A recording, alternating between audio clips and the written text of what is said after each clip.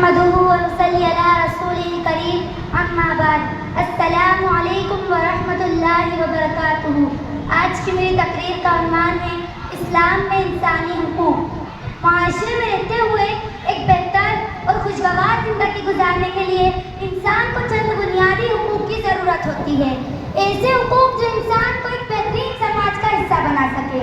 ہر دور میں کوشش کی جاتی رہی ہے کہ انسانی حقوق کو کیسے پروان چڑھایا جائے، لیکن یہ کوشش ہمیشہ ناکام ہوتی رہی۔ اسلام نے انسانی حقوق کا جو تصور انسان کو دیا ہے، اس کا سرچشمہ خود اللہ ہے اور اس کے دیے ہوئے حقوق ہمیشہ قائم رہیں گے۔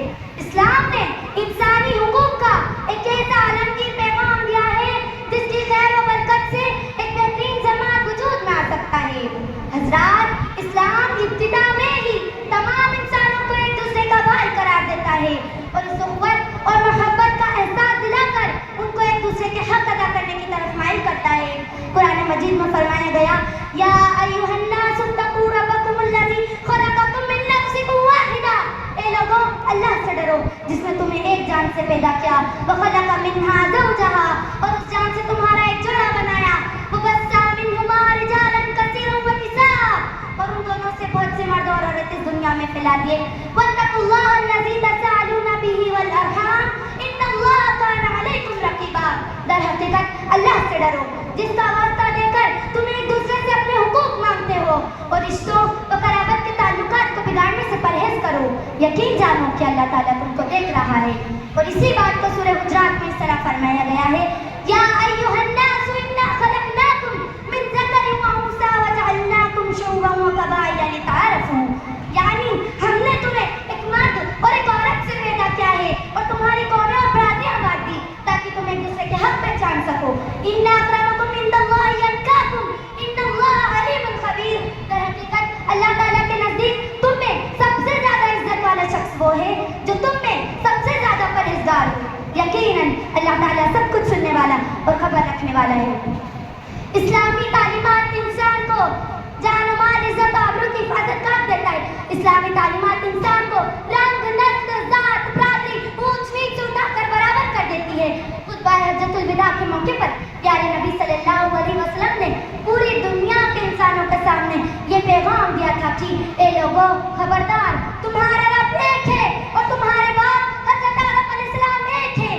نہ کسی عربی کو کسی اجمی پر اور نہ کسی اجمی کو کسی عربی پر فضیلت حاصل ہے، اور نہ ہی کسی کالے کو کسی گورے پر اور نہ کسی گورے کو کسی کالے پر فضیلت حاصل ہے، سوائے تقویٰ کے۔ اس تعلیمات سے واضح ہوتا ہے کہ انسان رنگ، نسل یا زبان کے فرق سے کسی سے برتر نہیں قرار دیا جا سکتا، بلکہ فضیلت اس کے نیک عمل اور تقویٰ کی بنیاد پر ہے۔ اسی طرح اسلام انسان کو جان و مال، عزت و آبرو کی حفاظت کا حق دیتا ہے۔ قرآن مجید میں فرمایا گیا، وَمَنْ قَتَلَ نَفْسًا أَوْ فَسَادٍ فِي الْأَرْضِ فَكَأَنَّمَا قَتَلَ النَّاسَ جَمِيعًا، جس نے کسی ایک انسان کو ناحق قتل کیا، اس نے پوری انسانیت کا قتل کر دیا۔ وَمَنْ أَحْيَاهَا فَكَأَنَّمَا أَحْيَا النَّاسَ جَمِيعًا، اور جس نے کسی ایک انسان کو بچا لیا، اس نے پوری انسانیت کو بچا لیا۔ اور مال کے بارے میں اللہ تعالیٰ قرآن مجید میں فرماتا ہے، وَلَا تَأْكُلُوا أَمْوَالًا بِالْبَاطِلِ، اور ایک دوسرے کے مالوں کو ناحق طریقے سے نہ کھاؤ۔ اسی طرح اسلام یہ بھی سکھاتا ہے کہ کوئی انسان کسی دوسرے انسان کی عزت و آبرو کو نقصان پہنچانے کی کوشش نہ کرے۔ اسی طرح قرآن مجید میں فرمایا گیا، سورہ حجرات میں فرمایا گیا کہ کوئی انسان کسی دوسرے انسان کی عزت و آبرو کو نقصان نہ پہنچائے، بلکہ واضح طور پر یہ فرمایا گیا کہ پیٹھ پیچھے برائی نہ کرو، اور ایک دوسرے کا مذاق اڑانے سے بھی منع فرمایا گیا ہے۔ حضرات، اسی طرح عورتوں، بچوں اور کمزوروں کے حق ادا کرنے کی تعلیم اسلام انسان کو دیتا ہے۔ پیارے نبی صلی اللہ علیہ وسلم نے فرمایا، تم میں سب سے بہتر وہ ہے جو اپنی عورتوں کے حق میں بہتر ہو۔ عورت کو وراثت میں حصہ دیا گیا ہے، ان کی کفالت اور دیگر ضروریات کی تکمیل ایک عورت کا حق ہے جو مردوں کو پورا کرنا ہوتا ہے۔ میں اپنی بات اس حدیث کے ساتھ ختم کرنا چاہوں گی کہ ایک مرتبہ آپ صلی اللہ علیہ وسلم کے پاس صحابہ اکرام رضی اللہ تعالیٰ عنہ تشریف لائے ہوئے تھے۔ آپ صلی اللہ علیہ وسلم نے سوال کیا، مفلس کون ہے؟ مفلس کون ہے؟ صحابہ اکرام رضی اللہ تعالیٰ عنہ نے جواب دیا، ہم تو مفلس اسے سمجھتے ہیں جس کے پاس مال اور دولت نہ ہو۔ آپ صلی اللہ علیہ وسلم نے فرمایا، مفلس وہ ہوتا ہے جس کے پاس قیامت کے دن بہت ساری نیکیاں ہوں گی، بہت ساری نیکیاں ہوں گی، اس نے خوب عبادت کی ہوگی، نماز، روزے، زکوٰۃ، حج، جہاد، سب کچھ کیا ہوگا، لیکن اس نے کسی کا حق مارا ہوگا،